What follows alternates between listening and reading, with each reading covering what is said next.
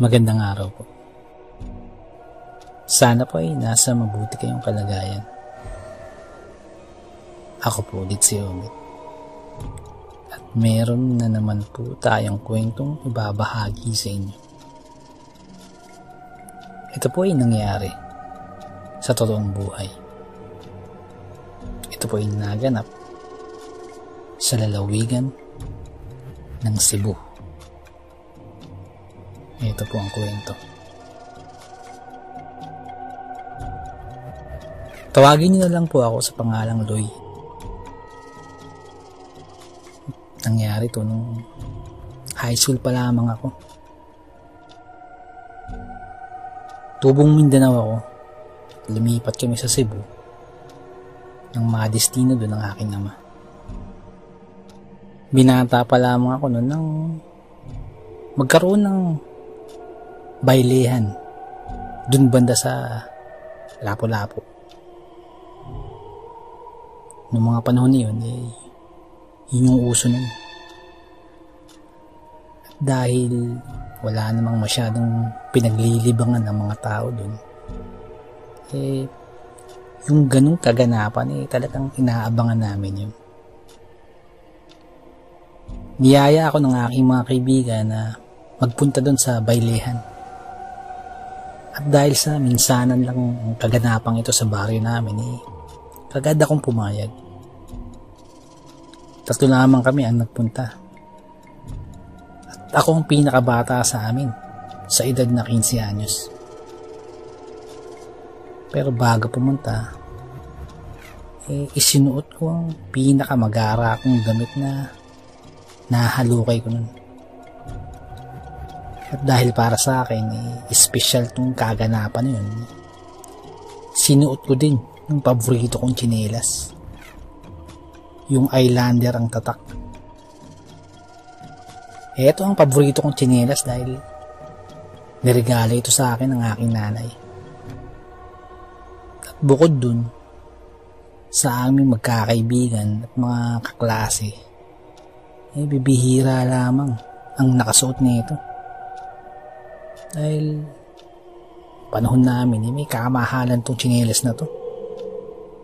Kaya para sa akin, mahal ang halaga nitong Islander, kaya ipinangpoporma ko to. Papunta ng bailehan, may kalayuan din mula sa amin. Pero baliwala lang yun. At nilakad lang namin yun mula sa aming baryo. Naabot din kami ng halos 1 oras na paglalakad bago namin marating ang baryo na yun. Yung lugar ng bailehan ay yung court na nagsisilbing plaza sa baryo. At nakapaligid dito ay yung pinagdugtong-dugtong na dahon ng niyog na nagsisilbing harang nito. Meron din itong main entrance na sa bandang gitnang dulo ng court. Kagaya ng inaasahan, madaming taong nagpunta dito. Bago pa kami makalapit sa plaza, may madadaanan kaming maputik na bahagi ng daanan papunta dun. Butin lamang at hapon pa lamang, nakakarating na kami sa lugar na yun. Maliwanag pa para makaiwas kami sa putik at hindi maputikan ng aking tsinelas. Ingat na ingat ako sa tsinelas ko niyon. Ilang sandali pa, nakarating din kami sa plaza mismo. Hindi naman ako nagsasasayaw dun sa loob, ngunit nasa labas lamang ako at pinanunood ang mga nagsasayaw. Aliw na aliw kami sa panunood sa mga nagsasayawan. Hanggang sa hindi na namin namalaya na maghahating gabi na pala. At unti-unti nang nag-uuwian ang mga ando doon. Kaya nagpasya na din kaming umuwing magkakaibigan. Dahil hindi naman kami taga doon sa baryo niyan, iba ang aming dadaan ng pauwi.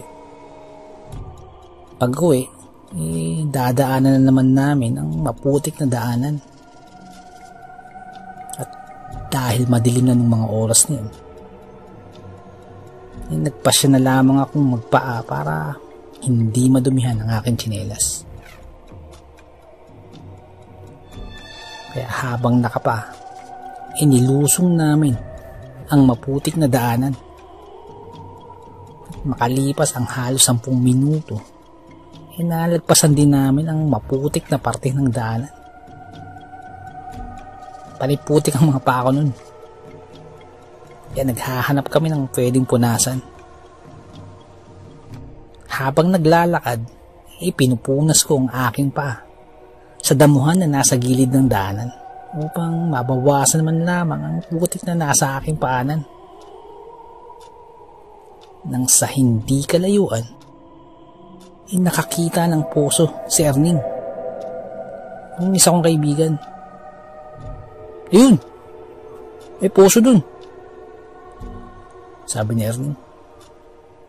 Kaya habang nagpupunas kami sa damuhan, napatingin ako sa lugar na itinuturo ni Erning.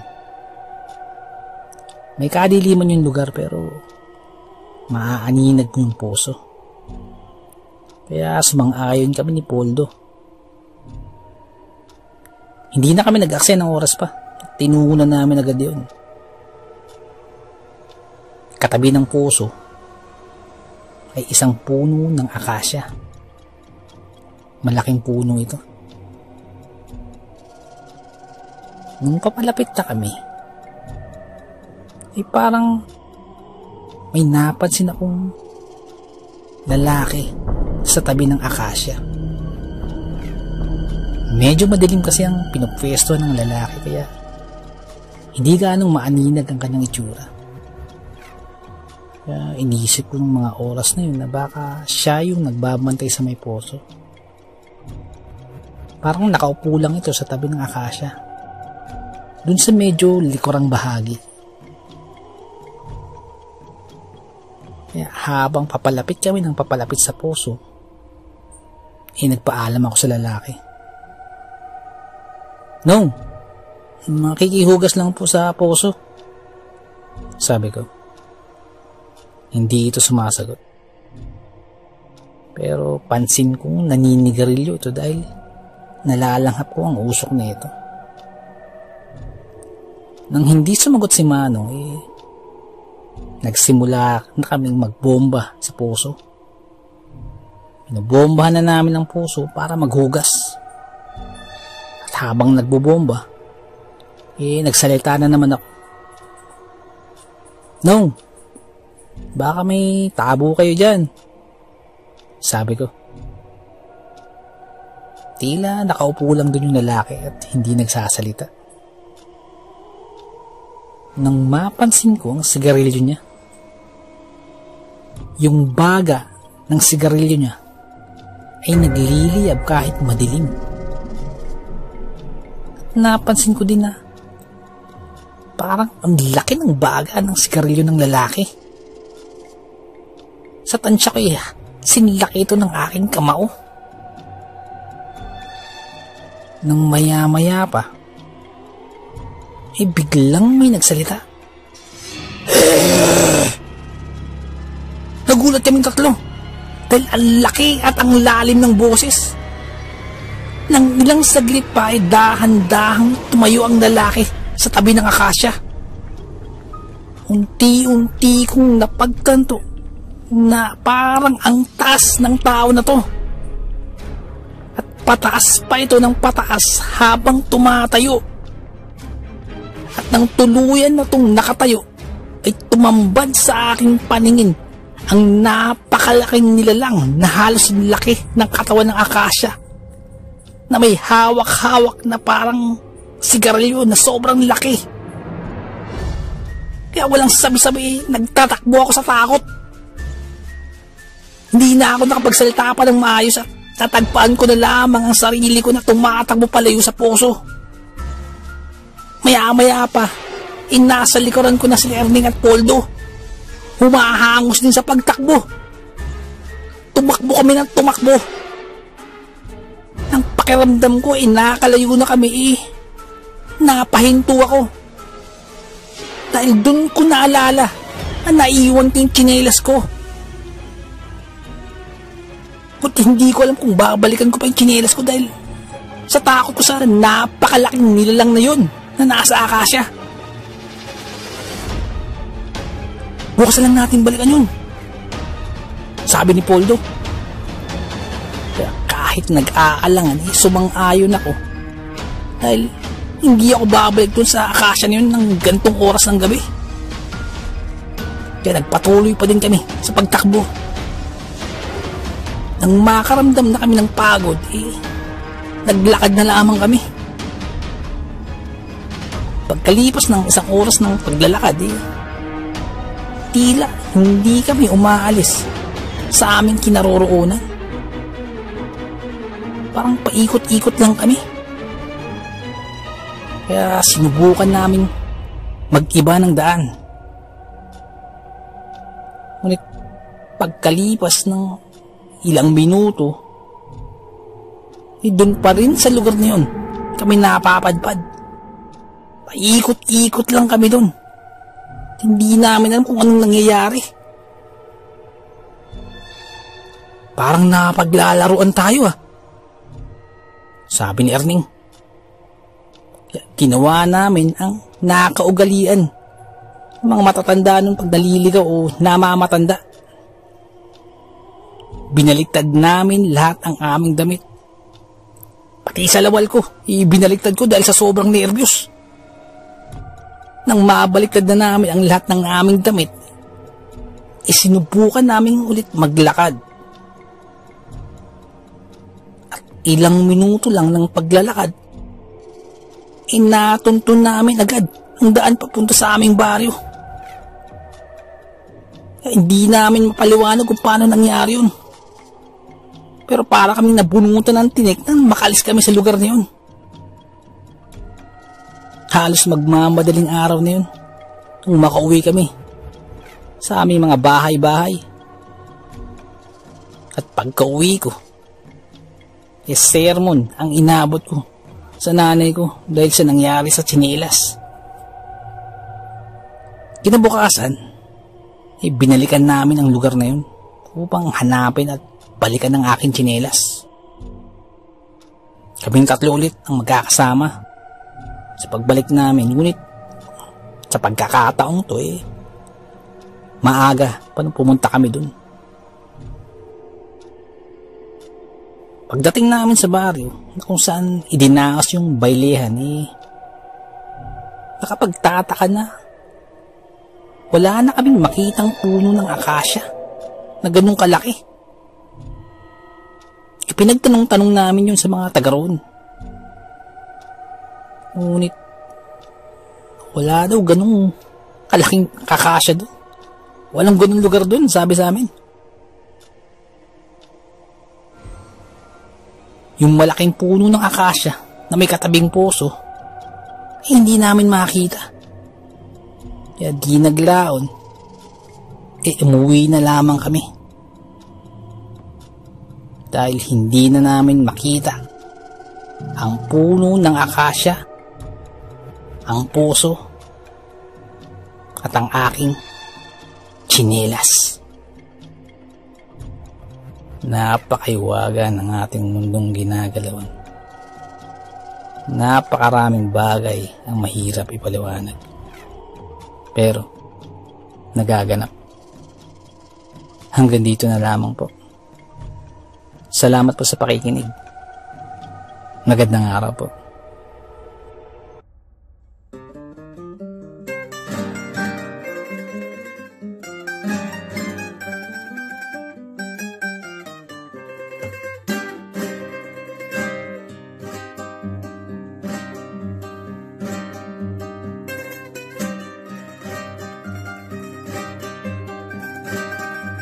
Nais ko lamang pong magpasalamat sa lahat po ng sumusuporta sa ating channel, sa lahat po nating mga subscribers, sa lahat po ng ating mga listeners, mga silent listeners po, mga OFW listeners mula po sa iba't ibang panig ng mundo. Maraming salamat po sa pagsuporta po sa ating channel. At sa mga nagpadala po ng kwento, maraming salamat po. Ganun din po sa mga writers po natin na tumutulong sa ating channel, maraming salamat po.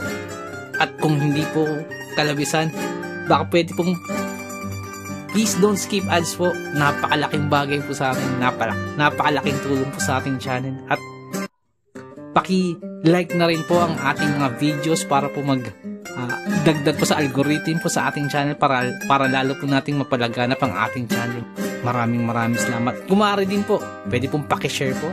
Maraming salamat po. Nais ko lamang pong i-shout out ang mga taga La Carlota City, Negros Occidental. Happy Fiesta po. Ang pagbati pong ito ay mula po kay Ma'am Christy Harm. Shoutout po sa inyo. Happy Fiesta din po and happy alumni sa Hagimit Elementary School. Shoutout po sa inyo. Happy alumni, happy Fiesta po. Shoutout pong ito ay mula po kay Ma'am Christy Harm. Shoutout din po kay Tita Delia Patricio at kay Ivana Patricio. Shoutout po sa inyo. Maraming salamat po sa pakikinig. Nais ko lamang pong i-shoutout ang My Kokoro team. Shoutout po sa inyo. Shoutout po kay Boss Jerry, kay Boss Lawrence, kay Boss JB, kay Boss Javier, kay Ma'am Angie. Shoutout po sa inyo. Salamat po sa pagtulong. Maraming salamat po. Shoutout ko lamang po ang grupo ni Jerome Hijastro na nakikinig sa Sitio Puro Topol Weste, kay Kapitan Lito Tormon, Kagawad Pesoy Marcon Jr. at Kagawad RD Huyo ng Barangay Topol Weste, from Kagawad Rex Totong Bisite. Shoutout po sa inyo. Maraming salamat po sa pakikinig. Shoutout din po kay I'm a Player 541. Shoutout po sa iyo, boss. Shoutout din po kay Kuya Gio ng Muntinlupa. Shoutout po. Shoutout din po kay Boss Jesse Manresa at sa misis po ni Boss Jesse. Shoutout po sa inyo. Maraming salamat po sa pakikinig. Nais ko lamang pong i-shoutout si Boss Malvin Esguera at si Boss Ronaldo Esguera. Shoutout po sa inyo.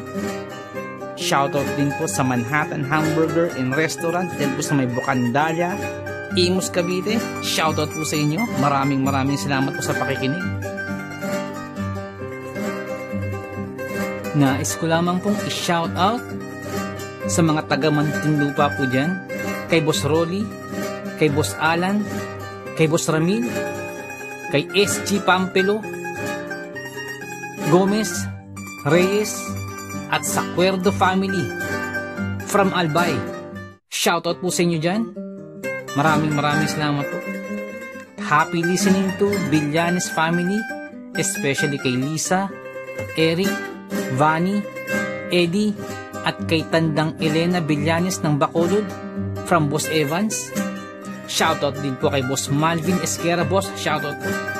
Shoutout din po kay Boss Beshin 6045. Shoutout po sa inyo. Maraming salamat po sa pakikinig. Nais ko lamang pong i-shoutout si Ma'am Dalisay Concepcion. Shoutout po sa inyo, ma'am. Nais ko lamang pong i-shoutout si Boss Jimmy Kua.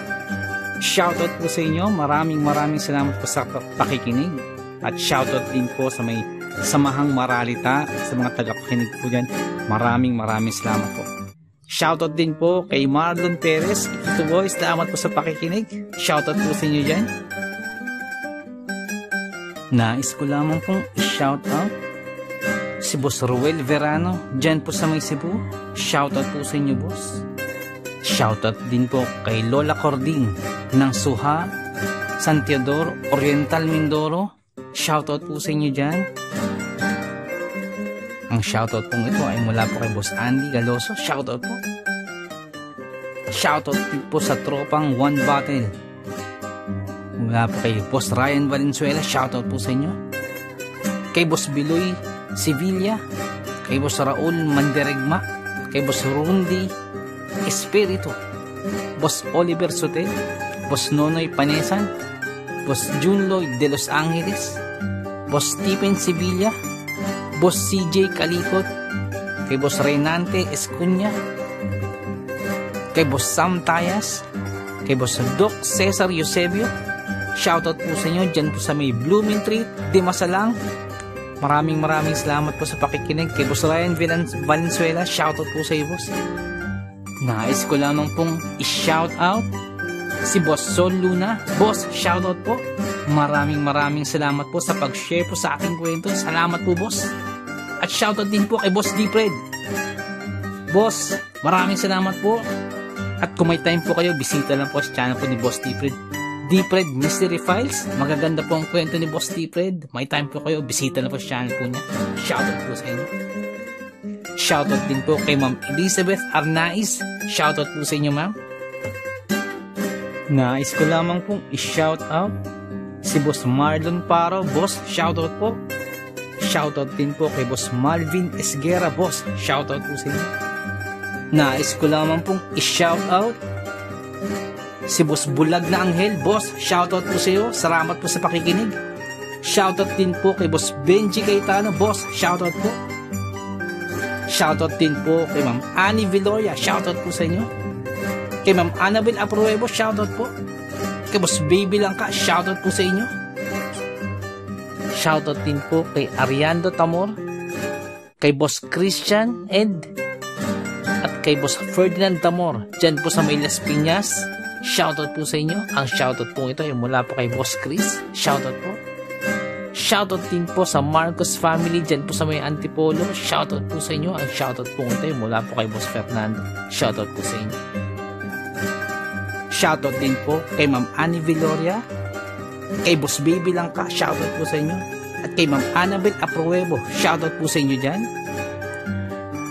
Shoutout din po sa King Solomon Game Farm dyan po sa may Tawid, Maasin City, Southern Leyte. Shoutout po sa inyo. Shoutout din po kay Ma'am Rosie de Mesa. Ma'am, shoutout po. Shoutout din po kay Boss Real Mix Vlogs. May time po kayo, bisita na po ang channel po ni Boss Real Mix Vlogs. Shoutout po sa iyo, boss. Shoutout din po kay Ma'am Julie Ruel, kay Ma'am Raquel Punsalang, Ma'am Melania Ruel. Shoutout po sa inyo. Sa family niyo po, shoutout po. Tapos Loreto Ihaan Jr., shoutout po. Sir Ron Pilapi, dyan po sa Kentucky, shoutout sa iyo. Tapos Liay Estoque, shoutout. Tapos Edison Velasco, shoutout. Boss Rodney TV, may time po kayo, bisita na po channel po ni Boss Rodney TV. Vlogs niya po sa mountain bike. Shoutout din po kay Boss Red Rosal. Nag-livestream po si Boss Red every Wednesdays, Fridays, and Sundays. May time po kayo, bisita na po sa channel niya. Boss Lady B, 73 dyan po sa Texas, shoutout po. Boss Ed Uy, shoutout po. Boss Dimpos Yumi, boss, shoutout sa iyo, boss. Ma'am Liza Arcega, shoutout po. Ma'am Ivy Standian, shoutout po. Boss Rochelle Abiliar, may time po kayo, bisita ng channel po. Rochelle Abiliar po. Ma'am Melanie Passion, shoutout. Ma'am Milagrosa Lok, shoutout. Boss Nonoyski, shoutout sa iyo, boss. At yung BFF pala ni Ma'am Jane, si Boss Hershey, shoutout sa'yo. Boss Miles, shoutout po. Boss Lord Olivar, shoutout po. Boss Rexy Ann, shoutout po. Boss Jesse Joshua Castillo, shoutout po. Ma'am Maya Flores, shoutout po. Boss Queenie, shoutout po. Boss Alberto Liano, shoutout po. Ma'am Michelle Cedron, shoutout po. Ma'am Susan De Los Santos, shoutout po. Boss Ron and Ma'am Lenny Fish, shoutout po sa inyo. Sir Reynaldo Silong, shoutout po. Ma'am Charlene Gumansing, shoutout po. Boss Psychic Scorpio, shoutout po. Ma'am Marianita FL, shoutout po. Boss James Channel, may time po kayo, bisita na po channel po ni Boss James. Ma'am Maribel Salcedo, shoutout po. Boss Vinci Mayo, boss, shoutout po. Boss Leonardo Manalo, shoutout po. Boss Yumi Cotton TV, shoutout sa iyo, boss. May type po kayo, bisita lang sa channel. Yumi Cotton TV. Boss Yoreski Escalona, shoutout sa iyo, boss. Boss Jopay Bertuto, boss, shoutout sa iyo. Ate Peng, shoutout po. Ma'am Elaine Almera, shoutout po. Boss Supremo Proxky, dyan po sa Cavite, shoutout sa iyo, boss. Ang Bless na Baka, shoutout po. Ma'am Christian, dyan po sa Hamburg, shoutout po. Kaya Sir Alex of Southern Mindanao Creepy Experience, shoutout sa iyo, sir. Boss Jimmy Pandong, shoutout po. Kay Tata Estong Nestor Bauyon, dyan po sa London, shoutout po. Ma'am Mary Asilar, shoutout po, dyan dito sa UK. Boss Edward Malilin, boss, shoutout po. Boss Raymond Glover, shoutout sa iyo, boss. Ma'am Miraiza Miguel, shoutout po. Shoutout po kay Boss Ricky Gonzalez, kay Boss Bobby, kay Ma'am Milagros Gonzalez, kay Sir Romeo, shoutout po sa inyo. Boss Sai 1986 Vlog, may time po kayo bisita ng channel, Sai 1986 Vlog. Boss Young's Life, shoutout. Boss Russell Ferreira, shoutout. Boss Mslack, shoutout. Miss Jabel, shoutout po. Boss Choji D, shoutout. Ma'am Liza Arcega, shoutout po. Ma'am Selena Rawato, shoutout po. Boss Francis Maula, shoutout po.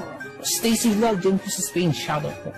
Boss Mary Pigs, may time po kayo bisita ng channel po ni Boss Mary Pigs. Ma'am Mayna Buo, shoutout po. Boss Kamandag Pigeon TV, mahilig po sa Alapati, bisita po sa channel po ni Boss Kamandag Pigeon TV. Ganun po kay Boss Titan Love TV. Boss DJ and George, mahilig po kayo sa bedtime stories, bisita lang po sa channel po nila. Boss Horseshoe TV, mga vlogs po nila sa Japan, bisita lang po sa channel. Boss J Palo, shoutout. Boss Pedro Tampo, shoutout po. Ma'am Maria Lizel Barro, shoutout. Ma'am Aubrey Delgado, shoutout sa iyo, sa family po, sa husband niyo po. Boss Camilo Aroy, boss, shoutout sa iyo dyan, sa mga taga Southern Leyte. Kay Boss Jesse ang Manuel at Horror Stories, may time po kayo bisita lang sa channel niya. Boss Nico, shoutout sa iyo, boss. Boss Ron Misa, shoutout po. Ma'am Erika Tihano, shoutout po. Boss Angie Tatifuco, shoutout po. Ma'am Ana Sato, shoutout po. Ma'am Eli Cono, shoutout po. Boss Freya Swol, shoutout sa iyo, boss. Boss Resi Madrid, shoutout po. Lutong Bahay ni Ming, shoutout po. Boss Wences 66, shoutout po. Boss John Reyna Zakati, boss, shoutout. Kay Ma'am Lea Velasquez, shoutout po. Kay Ma'am Shirley Carillo, shoutout po. Sa mga hindi po nabanggit, pasensya po, bawi po ako next time. So, naibigan po din yung ating kwento. Pakihit lang po ang like button, pati din po subscribe. Pakiclick na rin po ang notification bell para updated po tayo sa ating mga kwento. Kung may nais po kayong sabihin, pakiiwan lang po sa ating comment section. Maraming salamat.